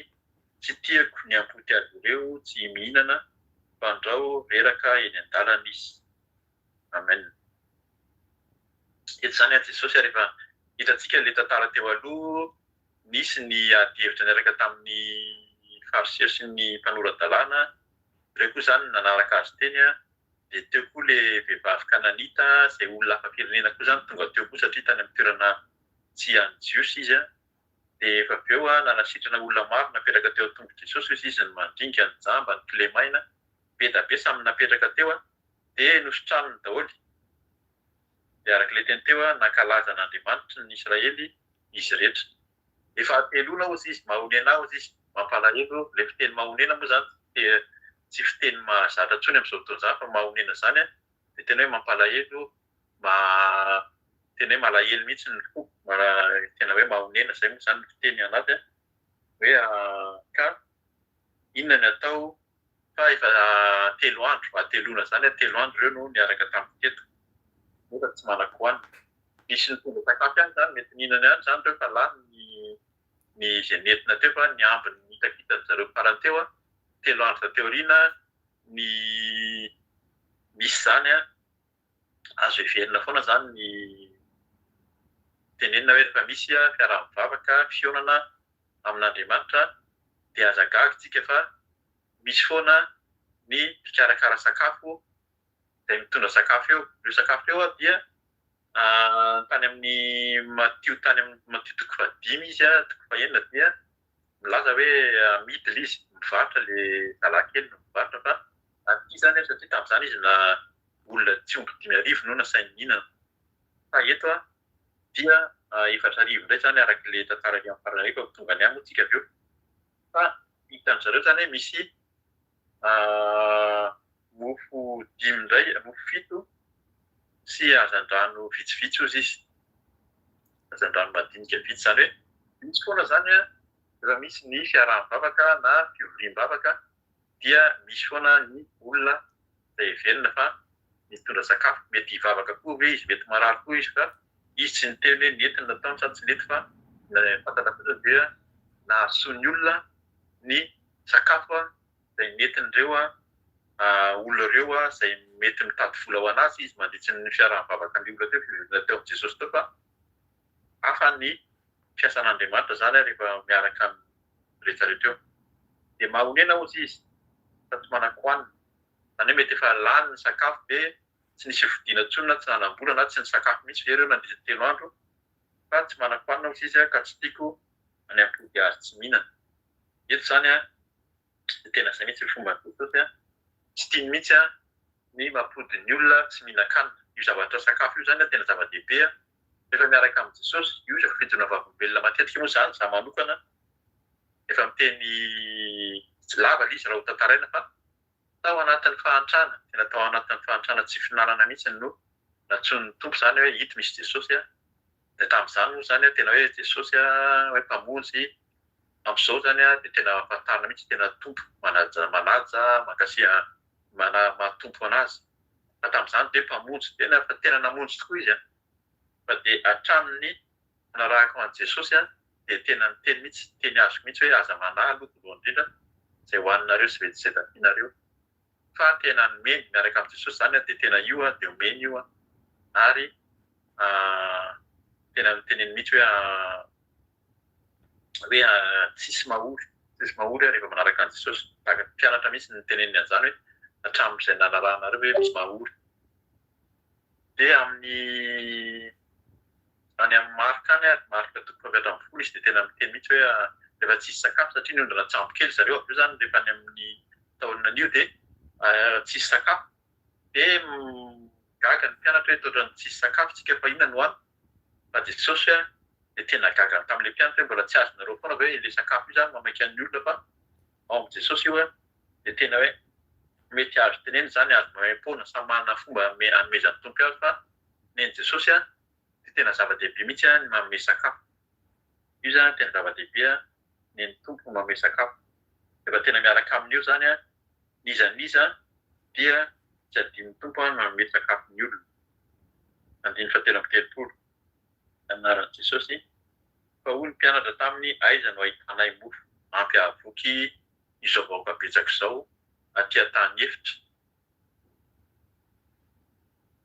Zay zany ny fanontaniana ny mpianatra ho antsika izay mpanaradian'ny tompo dia matetika mieritreritra an'izany hoe izay olona tsy manana, izay olona tsy dia tena takany ahoana nefa mitoro ny filazantsara, ahoana moa izany ny ampinanana hisakafo an'ireo olona ireo fa izay fanontaniana mety mipetraka amintsika. Fa izay miaraka amin'ny Jesosy dia inona valitenina raisiko sady ny andiny efatra amby telopolo hoe ary Jesosy taminy misy mofiry ary any aminareo dia ireo fito sy azan-drano azan-drano madinika vitsy. Ny isa fito io zava-dehibe eo amin'ny Jiosy fa tsy ho alaliantsika izany mahatonga an'izy io maninona no tonga dia napetraka mihitsy hoe fito. Ary amin'ny Mateo ary koa mitovitovy amin'izay ihany koa fa misy antony amin'io fito io dia araka ny teniko teo any amin'ny marika tsy hamaky ny marika tsika fa marika 7:10 dia ny teny resaka amin'io isa io izany na sifra ny amin'ny hoe fito na firy fa tena hoe mbola tsy fantatrareo hoe Jesosy ny amin'izany. Fa etsika izany tsy hanazavany amin'io fa zavatra fantatra dia hoe misy mofiry any aminareo izay no nanontany Jesosy. Indray misy zavatra kely ihany eo amintsika eo tsika mieritreritra hoe tsy mahavita inona fa ny zavatra kely eo amintsika dia azo zaraina ho an'ny olona. Tena zavatra zaraina amin'ny olona dia mihinanany sakafo dia voky. Eto izany tena mety mampieritreritra anao za satria fanamasina ny teny ilay sakafo hoe Jesosy tsy niteny hoe sakafom-panahy na ohatran'izany fa tena hoe ilay nofony mihitsy no ny retolo reto izy dia tsy tiako dia hody eny an-dalana eny fa reraka fa ela izy ny tena nefitra tany fa meny sakafo tena mahavoky ka io mampatsiaro ihany koa ny any amin'ny faritra ny olona any amin'ny faritra mahantra indrindra ny any amin'ny faritra Tomasina ao anatin'ny fahoriana ao anatin'ny tsaboana fa tena rehefa mangataka amin'ny Jesosy miaraka amin'ny tompo dia mila mino mihitsy fa ny tompo dia manome io sakafo io tena tokony tsy ampahory ny mpanompony. Raha tena hoe tia sakafo loatra indray zany na marara loatra, misy ndray manara loatra hoe hinan-kanina ny amin'ny Jesosy fotsiny dia hinan-kanina, izy mahita an'izany izy no tsara fa izy dia manome ny zaza aloha izay no asehony eto. Dia izay zavatra misy eo amintsika zany no entiny ao anatrehan'ny tompo. Misy firy ozy izy aminareo dia inona ny tenenina 5:10 azafady. Dia nandidiny vahoaka hipetraka amin'ny tany izy.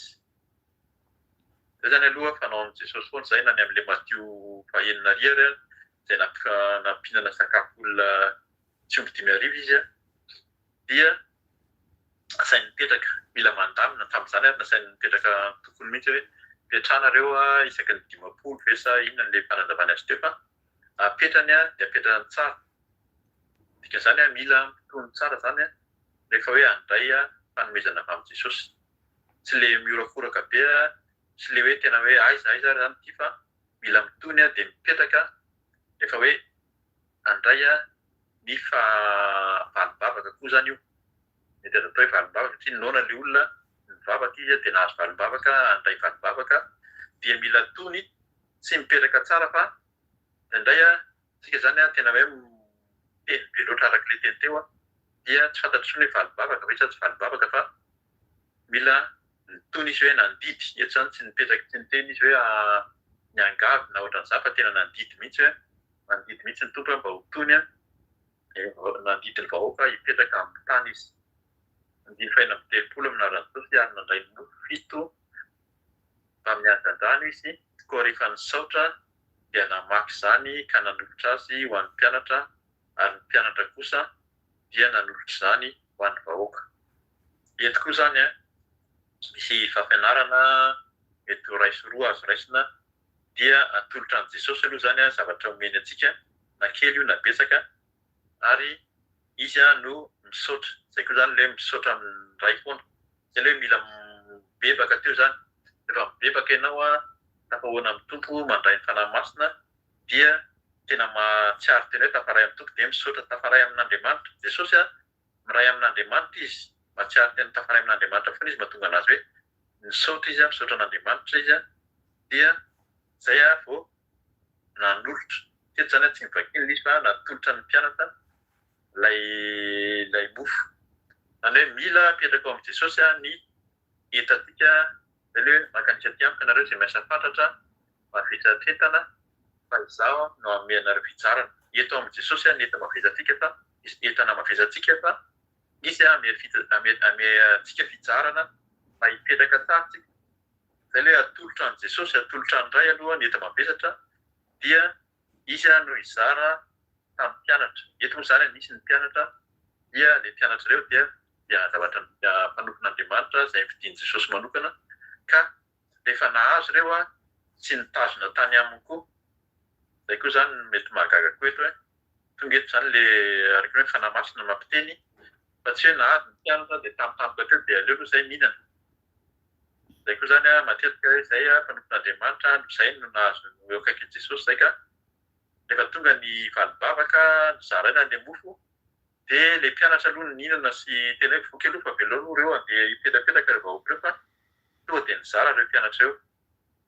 Zany fampianarana tiany tompo ampianarana antsika fa raha napetraka ho mpianatra na mpanompon'Andriamanitra ahafantatra ny tompontsika mizara tahaka an'izao zany tsika zao mizara ny ten'Andriamanitra satria izay zany nafahafantarana mialoha ohatra ny olona teo aloha koa izay nafahafantaran'Andriamanitra nahafantaranareo koa an'izany hoe iza ilay Jesosy Kristy satria taloha tsy nafantatra loatra fa izao vao tena mahafantatra. Izay na tonga hoe misy natona hoe converti izy teny frantsay na resy lahatra na niova fo.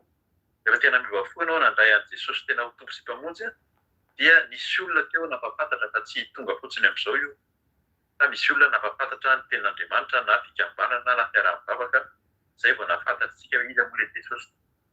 Dia rehefa nahafantatra dia nizara ireo fa tsy manaraka ny fiteny amin'izao hoe manao ampimamy tazomiko aty amiko fa zany tena nahazo an'ilay valibavaka ka tazomiko aloha dia izay antokambo no nomeny an'ilay vahoaka na meny mpanaradia fa tena nomeny noho ny olona dia andiny fa fito amby telopolo inona ny zavatra niseho aminaran-Jesosy nihinana avokoa izy rehetra ka voky. Aloha zany dia nasiany teboka sy faingina izy hoe nihinana avokoa zareo dia voky. Zay zany zava-dehibe raha misy mpanompon'Andriamanitra na vahoakan'Andriamanitra manaradia miaraka amintsika dia zay zany tena tiany Jesosy mba hihinana ireo ka voky. Tena hoe tsy mila tsapantsika zany fa voky ireo olona ireo fa raha mieritreretika hoe nono mbola noana ireo dia mba raha mieritreritra antsika izay azo atao hoe mpianatra na mpanompon'Andriamanitra mitarika an'ireo olona ireo fa zay zany ny teny eto hoe dia nihinana avokoa izy ireo ka voky. Dia zay vao toizany hoe rehefa nangoniny ny sombisombiny sisa tsy lany dia nahateny fito bisibika. Io koa zany velona ilay isa fito fa ilay sombitsombiny sisa tsy lany sady tsy nahariana ilay izy. Zay koa zany fanaon'ny olona koa manko rehefa voky indray koa zany dia ariana.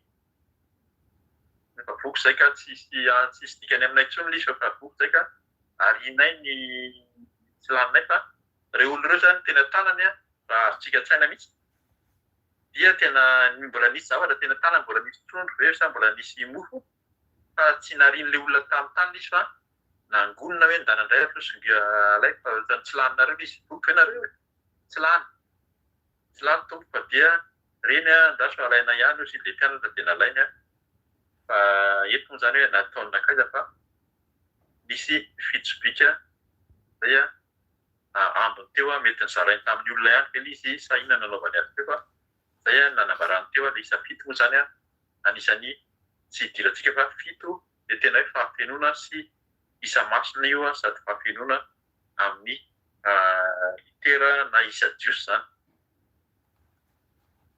Dia andiny fahavalo amby telopolo aminaran-Jesosy hoe ary izay nihinana dia 4,000 lahy afa-tsy nizata amam-behivavy betsaka izany eto zany dia mampieritreritra antsika hoe raha olona zato ohatrany eo na nisy notangorony eo ny olona manao manifestation divana mihitsy aty Eropa aty.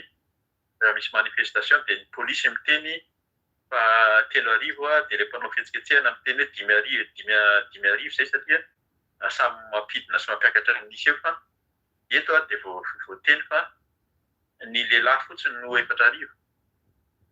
Raha lehilahy fotsiny satria ny lehilahy no nisana tamin'izany ny fomba tamin'ny jiosy tamin'izany dia ny lehilahy no tena nisaina. Mahagaga koa fa misy lehilahy zany tena be da be nanaraka an'i Jesosy izay ao anatin'ny anoanana, ao anatin'ny aretina, ao anatin'ny tsipiana fa nanaraka azy dia ny vehivavy. Fantatsika fa ireo vehivavy sy ny zaza raha lehilahy miaraka amin'ny vady aman-janany izy, fa raha kely izy miteraka roa, tamin'izany miteraka 3, 4, 5 hatramin'ny 10 ary ny sasany, 7 ary ny fomba filaza taloha fito lafy vavy. Fa tena maro zany le olona reo, tena olona maro no ny sakafo teo nefa nisy ambiny fitsobika ohatrany ahoana ny angezan'ilay sobika koa, fa tena maro ny olona ny meny Jesosy sakafo ary mivoky reo dia tsy nitaraina intsony. Rehefa miaraka amin'ny tompo averina ihany dia angatao mihitsy ny tompo mba tsy ho noana intsony. Tena tsy noana zany tsisy mahaory.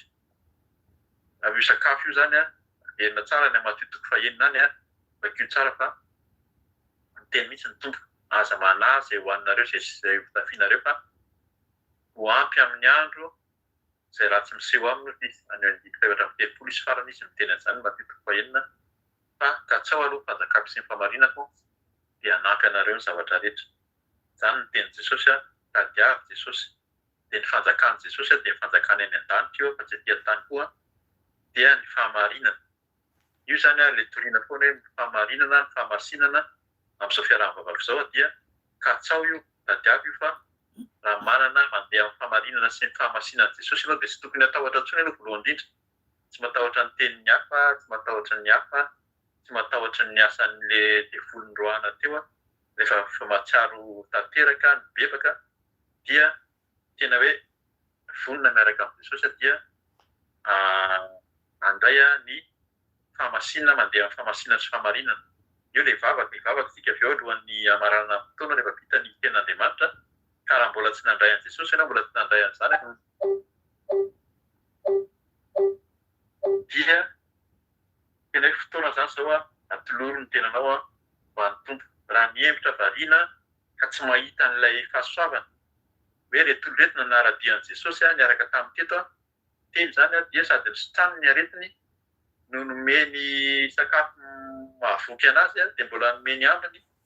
Raha tsy mahita an'izay tsika dia fotoana mihitsy zany izao hitadiavanao amin'ny tompo, ahitanao mihitsy iza marina ilay Jesosy izay arahako ity. Ilay Jesosy tenenin'ny hafa zany fa ianao mihitsy no tokony ahita an'i Jesosy, ny tsirairay avy no tokony ahita azy takan'ilay vavy Kananita. Izy mihitsy no nahita. Ny mpianatra ary niteny hoe aza avela hitabataba eo izy fa sakano. Fa rehefa nahita an'i Jesosy izy mihitsy ilay zanak'i Davida hitany dia tsy nanaiky izy fa izy mihitsy no nitady nangataka famindrapo. Fa tsy hoe eto am-bavaka andeha anatina an'ilay mpanompon'Andriamanitra fa izy ny tena mahay mivavaka sy izy ny tena akaiky an'Andriamanitra fa mandeha mivantana amin'Andriamanitra zany ny tsirairay avy. Fa rehefa mivantana amin'Andriamanitra dia io ilay vehivavy Kananita na hafa firenena ary io dia nenoin'i Jesosy ny vavakany ary nanasitrana ny zanany izy ka zany ho antsika tadiavy Jesosy atoloran'i Jesosy ny tenanao sy ny fonao, ny fanahinao manontolo izy ny herinao manontolo fa ho hitanao izy. Zay zany averina foana tamin'ity taona ity fanombohan'ny taona dia niteny mihitsy ny tompo hoe ataoko hitan'ny olona mahasamy hafa manompo sy ny tsy manompo tsy midika zany tsisy tahasairanana, tsisy tondra-drano na tsisy kilonina mandalo aminao fa ho hitan'ny olona teniny zany mahasamy hafa manompo sy ny tsy manompo ka angatao izy. 9:30 farany amina raha-Jesosy hoe ary noho nefa nampody ny vahoaka izy dia niondrana tsambokely ka nakany amin'ny sisin-tanin'ny Magadana. Zay zany ampidiny koa ny vahoaka. Jesosy koa zany tsy tonga hoe voky dia hoe lasa fotsiny amin'izao koa izy fa asay mody. Zay ilay hoe tsodrano na hoe fampaherezana asa ny teny izay nambarany teo.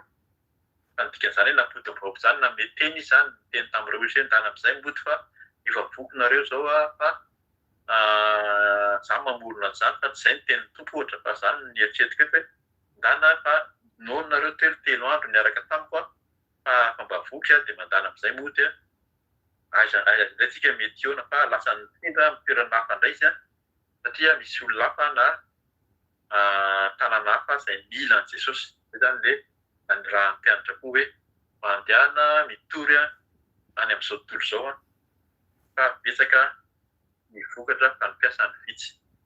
Dia maherezy tsika rehefa nandray an'i Jesosy ianao dia aza mijanona fotsiny koa mety migaga ianao hoe fa zareo tena mafana kokosa zareo koa tena mivavaka be fa tahaka anao ihany zay zany tena voalohany tsy nafantatra an' Jesosy mba nalain-taina sy variana amin'izao fiainana zao fa tena nanolotra ny tompo fiainana amin'ny tompo nandray an' Jesosy ho tompo sy mpamonjy dia tsy mipetraka fa mitory ny filazantsara dia Jesosy filazantsara dia Jesosy Kristy ary filazantsara raha baiboly zany dia ny Matthieu, Marc, Luc, Jean moa zany manambara hoe iza le Jesosy Kristy sy ny fiainana zavatra nataony dia azonao tohizana hatrany amin'ny afin'ny apôstôly hatrany amin'ny faran'ny testamenta vaovao aloha dia vakoa koa ny testamenta taloha afantaranao marina hoe iza le Andriamanitra izay arahako tia fa tsy manaraka olona na manaraka fombafomba araka ny teny Jesosy teo no ataontsika zany fa manaraka an' Jesosy Kristy tompo. Dia zay ny teny tompo tonga amintsika androany isaorana ny tompo izy no miteny ary Matthieu Amerika zany ny fanahy masina no miteny Matthieu 5:10 io zaraina amin'ny olona ka zay ny fomba nanazarany zarana fanahy masina no nanazava fa engany ho tonga amintsika araka ny finoantsika ny tenin'Andriamanitra tsy verina foana aminy izy fa tena iroborobo ka tsy isika tondray zany no mety hoe antany olona fa tena hoe isika nisy nitory an'ilay Jesosy Kristy andray an' Jesosy sy mpamonjy ianao ka dia ivavakantsika isaotra ny tompo misaotra ny tompo tsika ny amin'ny fotoana androany ny amin'ny fotoana izay ahafahantsika manompo manao ny asan'Andriamanitra tahaka izao zany dia voninahitra ho an'Andriamanitra irery ihany ka dia ivavakantsika tompo ivavaka eny Andriamanitra ray Jesosy Kristy tompo fanahy masina ianao tokoa ilay fanahy mampafantatra anay ny marina rehetra efa niteny ianao hatramin'ny voalohany ny amin'ny fibebahana ny amin'ny fampibebahana ny amin'ny fampitandremana tianao ataonay eny tompo araka ny teninao koa fa ny manantona ny miaino no tsara no miteny araka zany no tsy tenenanay betsaka koa ary Jesosy ary aoka tsy ho mpampianatra foana ianareo zay dia tsy mpampianatra fa ianao no mampafantatra anay ny teninao ka dia ny teninao tokoa dia tsy verina aminao fa tena iroborobo amin'ny olona tsiraray avy ka raha misy Jesosy misy amin'izao mpanomponao zao ny olona izay miaino na miferena direct androany ka mikasa eo aminao andray anao tompo sy mpamonjy tena andray anao fa ianao le Jesosy Kristy zanak'Andriamanitra velona zanak'Andriamanitra ny rahany aty amin'izao tontolo izao araka ny teninao ao amin'ny Jaona 7:20 fa toy izao ny tiavan'Andriamanitra izao tontolo izao izy ianao nomeny ny zanan'ilay tokana mba tsy ho very izay rehetra mino azy eny Jesosy raha misy mikasa ino anao andray anao tompo sy mpamonjy androany dia oka izy manaraka ny vavaka koa ianao ary ny tompo no hiaino eny Jesosy tia Jesosy nandray anao tompo sy mpamonjy henoko androany fa ianao ilay Jesosy Kristy zanak'Andriamanitra velona ianao ilay ny ray any an-danitra ka nanome fahagagana nanao fahagagana manome fanasitranana nanao zavatra mahagaga miasa ianao ary miantso ny mpianatra koa ho mpanomponao tia Jesosy andray anao tompo sy mpamonjy mba ho mpianatra ao ka manomboka izao dia esory ny fahotako rehetra diovy amin'ny ranao soa ny ranao teo amin'ny hazofijaliana na dio anavao ary hiaraka amiko manomboka izao ka dia androso hitory koa ny filazantsara amin'ny olona hafa satria hitako androany fa miasa ianao mamaly vavaka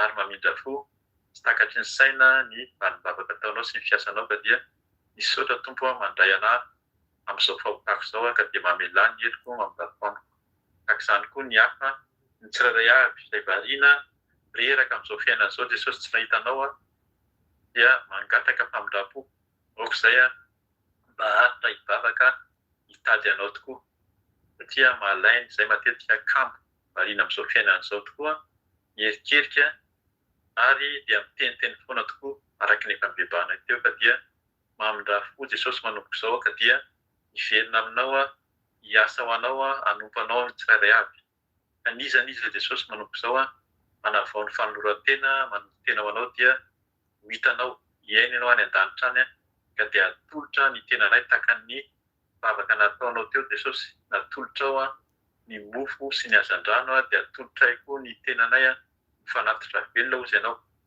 ho hanitra masina sitrak'Andriamanitra ka dia kasitro zany a voninahitra aurely ihany tompoko a eny tompo a ianao no izara zay dia natolo tao a ho fizarana ho vokatra ho fahavokisana ho an'ny olona rehetra ka dia ho hitan'ny olona Jesosy a ety amin'ny fiainanay a ny fahamasinanao sy ny fahamarinanao tehirizo ny tsirairay avy tehirizo zay a dia alaminy tokoa ny asanao a ny voninahitra ao tanteraka manomboka izao a oka tsisy hoeninay fa tsy ny feonao tokoa areoka tsisy tanteraka fa tsy ny sitraponao rery any a hatramin'izao ko mandrakizay dia masiny ny asanao Jesosy amariny zay tsirairay avy a ninkane voninahitra naranao zany a zay dia mpanompo tsy mahasoa ny tokony nataonay any nataonay Jesosy a fa mbola betsaka ny tsy vita ozy ianao a dia ianao aniraka anay tehirizo ambany ilatra ao a tehirizo ambany tananao mahery ilay fanainao masina tokoa ny momba anay a dia misaotra Jesosy a ny amin'ny valibavaka misaotra ny amin'ny fotoana anio a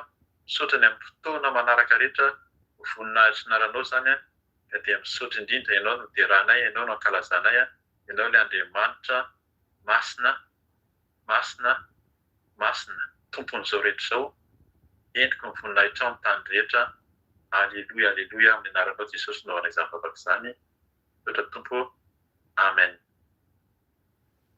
amen dia misaotra ny tompontsika tanteraka amin'ny fotoana anio a voninahitra Andriamanitra rery ihany a ka dia mahereza tompoko mahereza daoly a lera sitrapon'Andriamanitra moa zany a dia ny sabata tahaka izao a amin'ny heriny 12 aty Eropa ny fotoana ary amin'ny 2 any Madagasikara mandrampy fisian'ny fiovan'ny ora changement d'heure ka dia mahereza iovan'ny ora rehefa kelikely zay zany ka aoka aheritsika tsirairay avy a dia ny tanjona zay a ambara eto mandrakariva dia iona amin'ny tompo amin'ny fanjakany any an-danitra any a ary ho avy Jesosy a ho avy izy a aka zay anazy ihany a zay masina sy zay marina ihany ozy izy a no ahitan'Andriamanitra sy iona aminy ka aokontsika mba haritra hatramin'ny farany andeha amin'ny fahamasinana sy ny fahamarinana voninahitra ao an'Andriamanitra irery ihany a dia manao velomanareo izay menada misaotra tompoko a aleloia amen